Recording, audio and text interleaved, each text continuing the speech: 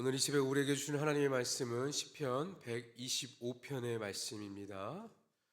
시편 125편의 말씀을 오늘도 드라마 바이블로 함께 읽도록 하겠습니다. 성전에 올라가는 노래.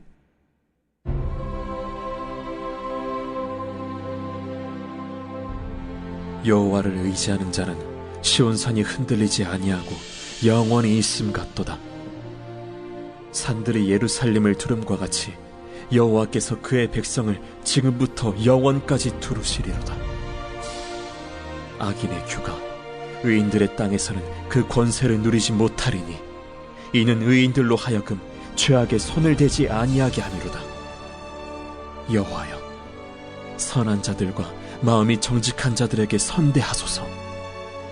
자기의 굽은 길로 치우치는 자들은 여호와께서 죄를 범하는 자들과 함께 다니게 하시리로다. 이스라엘에게는 평강이 있을지어다. 우리에게 주시는 하나님의 말씀입니다. 오늘은 흔들리지 않고 영원히 있음 같은 이라는 말씀의 제목으로 함께 이 아침 은혜를 나누려고 합니다. 오늘도 이 아침에 말씀을 사모하셔서 이 자리에 나오신 여러분들을 주님의 이름으로 축복하고 환영합니다. 또 온라인으로 예배하시는 우리 성도님들에게도 하나님의 놀라운 은혜가 가득하기를 간절히 소망합니다. 함께 드라마 성경으로 읽었던 이 시편 125편은 바벨론 포로기 이후에 예루살렘에 새로 지은 성전이 있던 시절을 배경으로 하고 있습니다. 당시 예루살렘을 찾는 순례자들은요, 생존하기 위해서 이방 지역으로 흩어져서 다른 신들을 믿는 그런 사람들 사이사이에서 살아야 했던 사람들이었습니다. 그런 상황에서 예루살렘을 찾은 순례자들의 마음이 어떠했는지를 잘 보여주고 있는 것이 함께 읽은 이 125편의 시편입니다. 예루살렘에서 멀리 떨어진 이방 지역에 살다가 절기를 맞아서 예루살렘을 찾는 순례자들과 또한 이 시인의 눈에 멀리 있는 시온산이 보이기 시작했습니다. 그 시온산이 보이기 시작하면서 이 예루살렘으로 향하고 있던 수많은 순례자들 또한 이 시인은 가슴이 뛰기 시작합니다. 비록 솔로몬 때에 지었던 그런 성전은 이미 파괴되고 지금은 그와 비교하면 너무나도 초라한 성전이 세워져 있지만 시온산은 여전히 그 자리에 서 있고 성전에서는 여전히 제사를 드리는 연기가 올라가고 있는 것을 보고 그들의 마음에 벅참이 또한 감동이 있었다라는 것이에요. 시온산은 원래 여부스 부족이 살던 산성이었습니다. 이 산성은 다윗이 전국을 통일하고 수도를 남부 지역의 산악도시였던 헤브론에서 북쪽으로 옮길 때 점령한 곳입니다. 나중에 성전이 지어진 후에는 시온산이 성전이 있는 곳과 동일시 되었다라고도 말하고 있습니다. 성전이 바벨론의 침공으로 인해서 파괴된 뒤에 여호와의 인재와 동일시되는 추상화가 이루어지기도 했었습니다. 이 본문에서 시온산은요, 순례의 목적지인 예루살렘 성전을 뜻하기도 하고 있습니다. 그러나 그것만 의미하는 것이 아니라 여호와 하나님의 임재를 상징하기도 합니다. 우리 함께 읽었던 1절에 보면요, 의지하다라는 말이 있습니다. 이 의지하다라는 뜻의 바타흐는 신뢰와 의존의 뜻을 동시에 담고 있습니다. 존재의 근거를 여호와께 둔다라는 말이죠. 여호와를 의지하는 자가 시온산 같다는 말은 여호와의 임재를 경험한다라는 것을 의미하고 있는데 하나님을 의미하는 것은 어떤 것일까요? 하나님을 의지한다는 것은 어떤 것일까요? 하나님을 의지하는 것은 삶의 문제에 있어서 소극적인 태도를 보이는 것이 아닙니다. 하나님이 다 해주실 하나님께서 다 해주실 것이니까 그저 그냥 하나님 뒤에서 방관하고 보고만 있는 것이 아닙니다. 내 삶의 문제를 위해서 하나님을 내가 이용하는 것도 아니에요. 여호와를 의지하는 자는요, 오직 주님을 신뢰하고 또한 하나님께서 나를 사랑하고 나와 함께 하신다는 그 믿음, 나를 지켜주신다는 그 믿음을 가지고 앞서 달려나가는 사람을 말합니다. 그러면서 시인은 자신도 흔들리지 않고 하나님을 의지하겠다라고 1절을 계속해서 기록하죠. 다짐하고 있습니다. 여호와를 의지하는 자는요 시온산이 흔들리지 않고 영원히 있는 것과 같이 안전하다라고 노래합니다. 하나님이 계신 시온은 그 어느 누구도 흔들 수 없는 견고한 터라는 것을 기억해야 할 것입니다. 여호와를 의지하는 사람이 가진 것이 있는데요, 그것은 흔들릴 수 없는 안전함을 가지고 있습니다.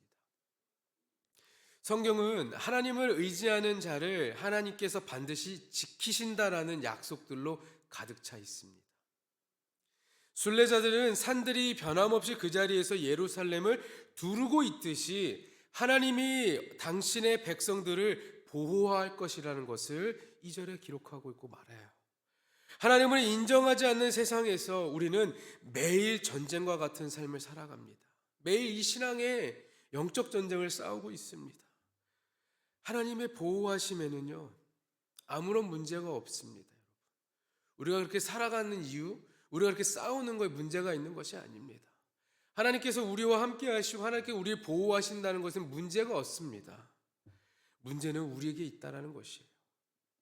하나님의 완전한 보호와 함께 하심에도 우리가 하나님을 온전히 신뢰하지 못하고 우리가 하나님을 의심하고 있기 때문에 우리는 매일매일 끊임없이 세상에 나가서 세상에서 이러한 영적인 전쟁을 늘 치르고 있다는 것이에요. 믿음의 싸움은 우리가 의심을 물리치고 온전히 하나님을 신뢰할 수 있느냐 없느냐의 문제로 우리의 후의 결과들이 변한다라는 것을 여러분들이 기억하시길 바랍니다. 하나님은 우리에게 영원한 것을 선물로 주신다라고 말씀하시는데 하나님의 보호와 구원 또한 성령의 내주하심은 영원하십니다. 하지만 우리는 영원하신 것 대신에 내가 잠깐 편하고 안락하고 내 눈과 마음에 아주 일시적으로 즐거움을 주는 것들에 우리는 너무나 쉽게 마음을 뺏기곤 합니다. 육신의 쾌락을 쫓으면서 동시에 하나님을 의지할 수 있다라고 말하지만 그럴 수 없습니다. 내가 겉으로는 죄를 지고 살아가면서 나는 마음으로는 하나님을 섬긴다라고 하는 것은 마치 가시나무에서 무화과가 열린다라는 것과는 모순과도 같은 말이에요. 하나님은 끝까지 우리를 흔들리지 않게 지켜주신다라고 말씀하고 있는데 우리는 그것을 믿고 있기 때문에 우리는 그렇기 때문에 죄를 짓고 죄를 범하는 것이 아니라 그렇기 때문에 우리는 세상의 것을 바라보고 세상 것을 더욱더 의지하는 것이 아니라 하나님만 의지할 수 있어야 할 것입니다.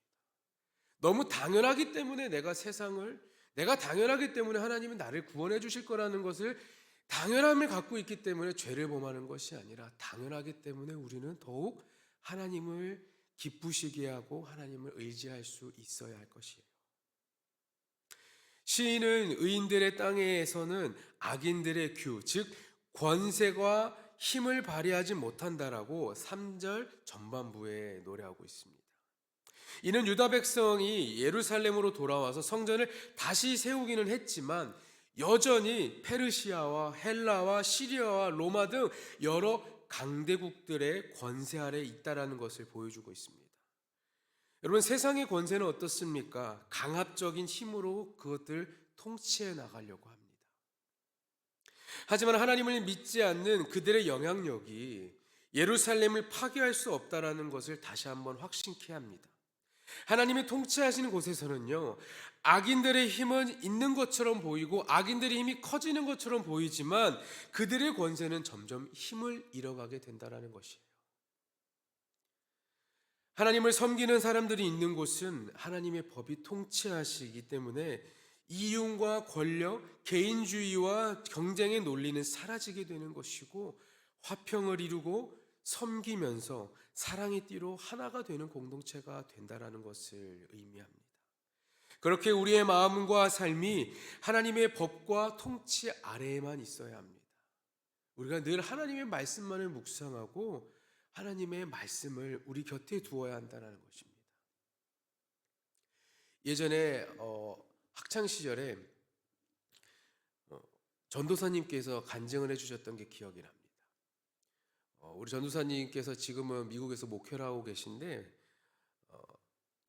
어린 시절에 어머니가 무당이셨는데 이제 잠을 잘 못 주무신다는 겁니다.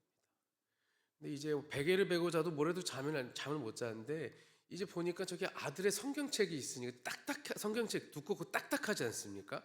그걸 베고 잤는데 잠을 너무 잘 자는 거예요. 그리고 하나님을 만났다고 이렇게 얘기를 하면서 그 뒤로 무당이라는 직업을 버리고 하나님 앞에 회개하고 교회 나가서 권사님의 직분까지 받고 하나님 나라에 가셨다. 그런 이야기를 저희한테 해줬는데 사실 그때는 믿지 않았습니다. 그냥 우리 그때 전사님께서 그냥 우리들한테 좋은 이야기를 해주신 거다라고 생각을 하는데 점점 이제 목회를 해가고 이제 수많은 많은 분들을 만나고 많은 이제 신앙의 선배님들을 만나면서 이 말씀이 우리가 곁에 두고 살아가면은 정말 우리의 아픔도 치유하고 우리의 상처도 치유하고 하나님께서 우리에게 크신 복을 주신다는 걸 느끼게 되었습니다. 여러분들 그거 아실 겁니다. 성경책을 항상 딱 옆에 끼고 다니는 대표적인 인물이 누군지 아십니까, 여러분? 목사님들이시죠. 그죠? 왜 꼭 이렇게 했을까? 아버님의 모습을 아버님 목회하시면 딱 이렇게 다니시는 거예요, 항상 이렇게. 근데 이게 들고 다니기가 좀 이렇게 귀찮기도 하고 그런데 왜 이렇게 들고 다니시지 했는데 근데 이게 저는 그냥 아버님이 누군가 보여지는 것이 아니라 항상 성경을 옆에 두고 계시는 걸 봤습니다. 이거는 뭐 그냥 이렇게 어디 다니실 때 이렇게 하신다는 거지 집에서도 그렇고 어디서든지 항상 저희 자녀들에게 모범이 되기 위해서 늘 성경을 옆에 두시고 묵상하시고 그리고 어렸을 때 기억에 어머니가 항상 집에서 성경을 읽으시는 모습이 저는 항상 보였습니다. 저는 아직까지 그러진 못하지만 이 말씀을 읽는 것 자체, 말씀을 우리 삶에 두고 살아가는 것이 엄청나게 영향 있고 큰 힘이 있다라는 것을 느끼게 됩니다. 여러분은 어떻습니까, 여러분? 여러분은 저보다 더 많은 성경을 읽으실 거라고 생각이 듭니다. 이 성경의 말씀뿐만 아니라 하나님께서 여러분들에게 직접적으로 말씀하시는 음성을 통해 또한 세상의 수많은 것들을 통해 많은 사람들을 통해 여러분들에게 하시는 말씀이 있을 것입니다. 그 말씀을 그저 단지 듣고 흘려버리는 것이 아니라 그 말씀이 나에게 어떤 것을 의미하시는지 여러분들이 기도하며 묵상하고 나아가셔야 될 것입니다. 그럴 때 정말 우리는 흔들리지 않는 그러한 강한 믿음과 신앙을 통해서 이 험난한 세상 가운데에서 우리는 뿌리가 뽑히지 않는 뿌리가 깊이 내린 나무가 될 수 있다는 것입니다. 이 말씀이 별것 아닌 것처럼 보이고 이 성경책이 세상의 사람들은 그저 글자로만 문자만 적혀있는 책으로 보일 수 있지만 그것을 우리가 우리 마음 가운데 내 삶에 깊이 새기고 살아간다는 것 그저 형식적으로 그냥 끌어안고 살아간다는 것만으로도 우리에게는 놀라운 변화가 있다는 것을 여러분들이 기억하시길 바랍니다. 그렇기 때문에 우리의 삶에는 세상의 그 어떤 것도 우리를 흔들지 못하고 우리를 넘어뜨리지 못하게 된다는 것입니다. 하나님의 통치 아래 살아가는 우리, 하나님의 말씀 아래 살아가는 우리는 늘 복을 받고 은혜의 삶을 살아갈 수 있다는 것을 여러분들이 기억하시길 간절히 부탁드립니다. 계속해서 시인은요, 하나님께 선한 자들과 마음이 정직한 자들을 잘 보살펴달라고 4절에 요청하고 있습니다. 의인들이 죄악의 유혹에 빠지지 않기 위해서는요, 하나님의 도움을 받아야 된다는 것입니다. 죄의 유혹에 빠지지 않기 위해서는요, 하나님의 모든 필요를 우리에게 허락하셔서 우리가 그 모든 것을 채워질 때 하나님께서 보호해 주실 때 우리는 그 죄의 유혹에 빠지지 않게 된다는 것이에요. 세상의 악한 가치관과 영향력이 교회를 흔들지 못하게 하려면 성도된 우리가 죄악에 빠지면 안 됩니다. 죄악에 빠지지 말아야 하고 내가 지혜가 부족하고 또한 세상의 유혹과 핍박이 강하다 느껴질 때마다 우리는 하나님께 기도하고 하나님의 이름을 부르짖으며 하나님께 도우심을 간구해야 할 것입니다. 5절의 시인은요, 마지막으로 굽은 길을 치우치는 자들에 대해 경계하면서 이 시를 마치고 있습니다. 그들은 자기의 감정과 탐욕 그리고 이익을 위해서 자신에게 주어진 그 곧은 길을 굽게 만들고 있습니다. 하나님을 섬긴다 하면서도 여전히 그들은 굽은 길로 갑니다. 유혹에 빠져 죄악의 일을 선택하는 그들은 결국 죄를 범하는 자들, 즉 하나님을 믿지 않는 자들과 같은 자리에 있게 될 것이라고 선언합니다. 사실 성전이 바벨론에 의해서 파괴된 것도 유다 백성들이 죄악의 길을 걸어서 이방인들과 다른 바 없게 되었다라는 것이죠. 하나님의 백성은 외부의 공격에 의해서 무너지기도 하지만 내부의 공격, 내부의 그런 연약함, 약함에 의해서도 우리는 무너지게 될 수 있다라는 것이에요. 만약 우리가 죄악의 유혹을 단호히 뿌리치고 거룩한 길을 선택한다면 하나님이 주시는 평강이 우리를 떠나지 않을 것입니다. 하나님은 사랑이 많으신 분이지만 하나님을 온전히 따르지 않는 자들을 위해서 하나님은 일하지 않으십니다. 그렇기 때문에 우리는 하나님을 믿고 하나님을 온전히 따라야 합니다. 흔들리지 않는 신앙은 누구나 바라는 바입니다. 그러나 현실은 그렇지 않죠. 아무리 우리가 올곧고 바르게 살려고 해도, 아무리 하나님의 말씀만을 좀 붙들고 살아가려고 해도 현실에는 연거푸 실패하기 마련입니다. 우리는 언제나 이렇게 흔들리기 마련이죠. 죄와 탐욕과 세상의 대적으로 인해 의심하며 불안해합니다. 성경은 우리에게 언제까지나 불안해할 것인지 묻지만 우리가 죄의 유혹을 단호히 뿌리치고 하나님을 간절히 찾는다면 하나님은 우리를 보호해 주실 것입니다. 두려움을 버리고 아무리 절망적인 상황 가운데에서도 하나님께 소망을 두는 것, 하나님은 그럴 때 언제나 우리를 능히 지키고 안전하게 보호해 주실 것입니다. 하나님의 보호하심은 이 시온산이 요동하지 않고 흔들리지 않고 산들이 예루살렘을 두르고 있는 것 같이 어느 누구도 흔들게 하지 못한다라는 것처럼 천지를 지시는 하나님이 잠시도 쉬지 않고 우리를 도우시고 지키신다라는 것을 기억하시는 여러분 모두가 되기를 간절히 축원합니다. 오늘 하루를 살아갈 때에도 정말 수많은 것들이 사단 마귀가 우리를 계속 흔들 것입니다. 우리를 유혹할 것입니다. 작은 부분 하나도 유혹하겠지만 그것들을 여러분 하나님의 말씀으로, 하나님을 믿고 나아가는 그 믿음으로, 하나님을 바라보고 있는 그 시선으로 이겨내시는 여러분 모두가 되기를 간절히 소망합니다. 그들이 우리를 막 흔들려고 할지라도 우리는 흔들리지 않을 것입니다. 하나님만 의지한다면 하나님께서 우리를 보호하시고 하나님께서 우리를 붙잡고 계시기에 우리는 흔들리지 않고 그 유혹에 넘어가지 않을 것입니다. 사랑하는 여러분이 오늘 하루도 정말 하나님과 함께하는, 하나님께서 보호하시고 하나님께서 허락하신 그 평강이 가득한 하루가 되기를 간절히 축원합니다. 기도하겠습니다.